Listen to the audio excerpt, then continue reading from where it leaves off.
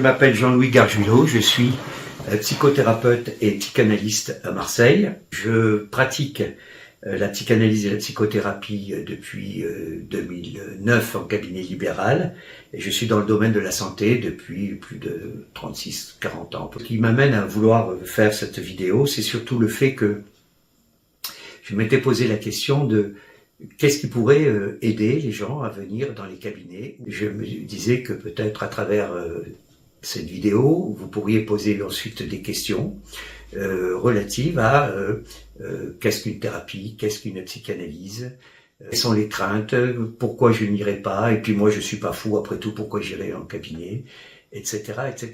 L'objet de cela serait de répondre éventuellement à des questions. Donc on prendra de temps en temps, ou je prendrai de temps en temps quelques questions si vous êtes amené à visiter la chaîne. Vous pourrez aussi visiter mon site personnel qui est psychothérapeute-marseille.fr pour connaître un peu plus mon parcours, ce que je fais, les activités, les thérapies que je pratique, les séances, la façon dont ça se passe.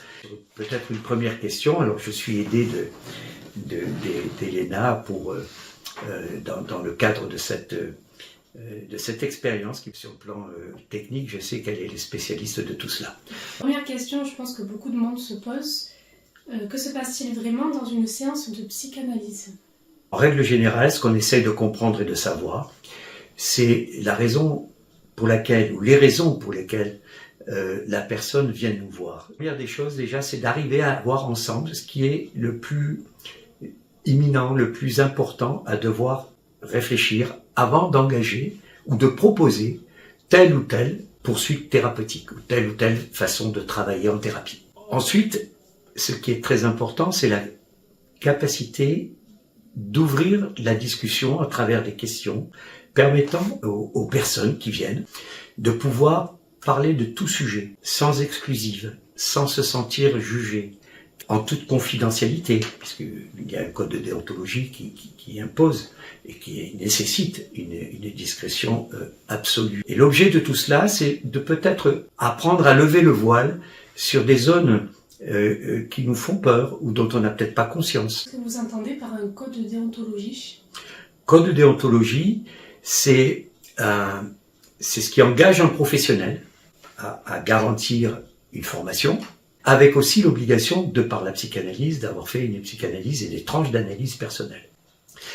Et garantir aussi aux patients la confidentialité et le secret professionnel absolu. Une question qui concerne plutôt les émotions. On pourrait mieux apprendre à comprendre ces émotions. Je vous dirais déjà, il faut arriver à les repérer. Et quand on arrive à les repérer, c'est déjà ne pas s'interdire de s'interdire. C'est-à-dire que très souvent, on n'a pas le droit aux émotions. On n'a pas le droit à ressentir tel que nous ressentons les choses. Nous sommes dans un tel inconfort qu'on veut fuir notre émotion, qu'on veut la chasser, qu'on veut l'étouffer, qu'on veut la repousser plus loin, la déplacer, voire la mettre sous le tapis. Le problème, c'est que en faisant cela, non seulement on nourrit l'émotion, mais on la fait grandir. Très souvent, nous sommes dans « il faut pas ceci, il faut pas cela ». Eh bien, il faut pas ceci, il faut pas cela, c'est le propre même et le lit même que l'on fait à nos symptômes et à nos pathologies à venir. Et quels sont les effets des émotions qu'on dit être néfastes, comme la peur, la colère ou la tristesse ? Eh bien, elles ont des effets d'abord physiologiques. C'est-à-dire que ce que l'on ne sait pas très souvent, c'est que ça développe des éléments de stress ou d'anxiété extrêmement importants et que ça développe une hormone qui s'appelle le cortisol, qui à très haute dose nous détruit intérieurement, psychologiquement, physiologiquement, nos cellules, etc. D'où la raison parfois de pouvoir et l'indication de selon ce qui est présenté en termes de troubles de symptomatologie ou d'ancrage dans la maladie ou dans les symptômes, de pouvoir faire une bithérapie, c'est-à-dire avoir un traitement qui est suivi par un médecin ou un médecin psychiatre et une thérapie avec un thérapeute. Les gens ont tendance à avoir assez peur de prendre des antidépresseurs, des anxiolytiques. Est-ce que vous pourriez dire à une personne qui, après analyse en thérapie, en aurait besoin ? Eh bien, c'est très simple.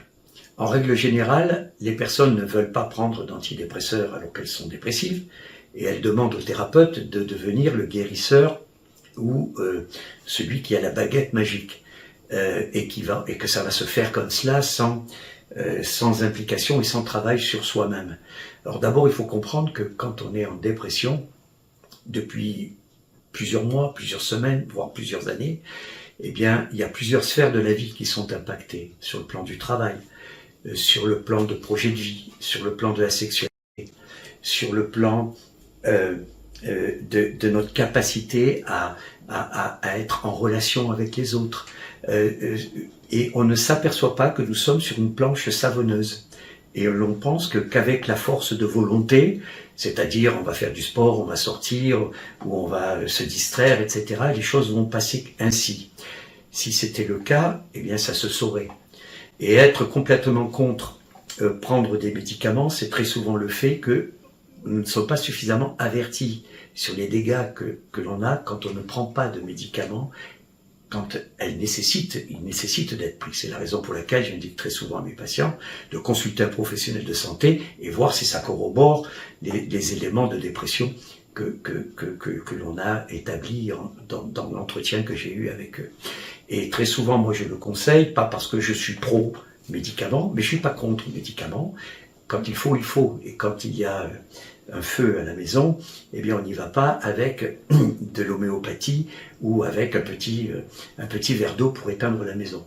Donc tout est question d'évaluer cela de façon sereine, adéquate, d'être éclairé sur la façon de prendre le traitement, comment le prendre, son efficacité, combien de temps ça prend, et puis il existe des molécules, raison pour laquelle j'invite toujours les personnes à voir le médecin, le prescripteur ou le psychiatre 15 jours après avoir pris les premiers traitements, puisqu'on sait qu'il faut 10-12 jours à peu près pour que ça commence à se mettre en place, et à peu près 21 jours pour que ça atteigne sa dose maximale d'efficacité.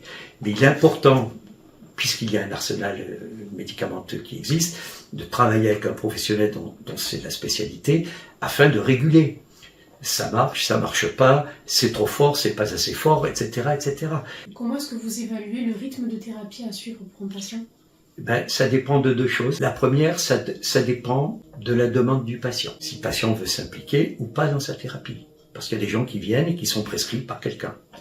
Et en général, quand on vient alors que c'est l'autre qui m'a dit de venir, moi je vais tout faire pour décourager la thérapie.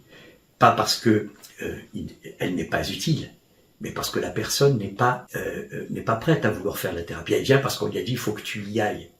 Oui, alors j'essaye de la décourager, mais pas pour ne pas faire la thérapie. Pour lui montrer que la thérapie va lui demander un effort. Donc le rythme des séances, en règle générale, ce serait une fois par semaine lorsqu'il y a une vraie application, une vraie demande. Et pour la personne qui n'est pas trop décidée, eh bien c'est de lui donner un ou deux éléments de fonctionnement, devoir ensuite travailler sur l'aspect je veux pas, ou je suis pas trop décidé. Parce qu'il ne sert à rien de mettre en place des techniques, quelles qu'elles soient, parce qu'en soi, les techniques, quelle que soit la technique, n'est pas mauvaise, mais c'est de croire que la technique va faire le travail à notre place.